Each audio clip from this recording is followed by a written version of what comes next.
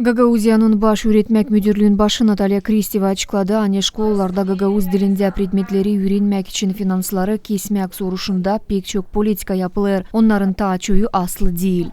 И я хочу со всей ответственностью заявить, вот сегодня...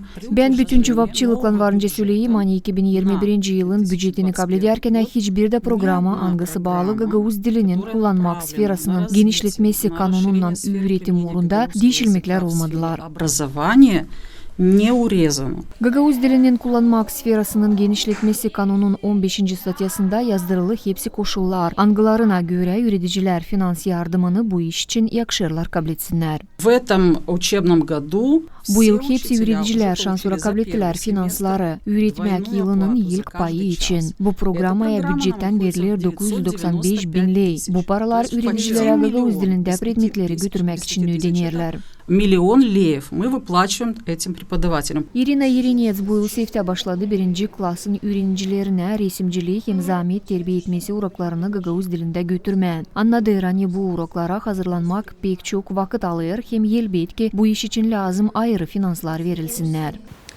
Мы приступили к изучению предметов на гагаузском языке язык и труд с сентября месяца. Ceviz ayın birinden biz resimcilik, imzamiyet terbiye etmesi uraklarını gagavuz dilinde götürmeye başladık. Bu uraklara hazırlanmak pek çok vakit alır. Hem kimer sıra pek zor hazırlanma onlara. Ben yenilkin urakları Rusça yaparım, sonra da onları gagavuz diline çeviririm. Sayarım hani bu iş için lazım ayrı finanslar verilsinler. Çünkü bu iş pek zor, hem biz bu işte ilk adımları yaparız. Опять же таки повторю, что это очень сложный труд, потому что когда ты переводишь с одного языка на другой язык, есть свои сложности, и когда ты еще являешься в этом первопроходцем.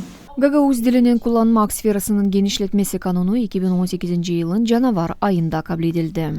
Alona Terzi, Sergey Georgiev, Evgeniy Melnik, GRT Haberler.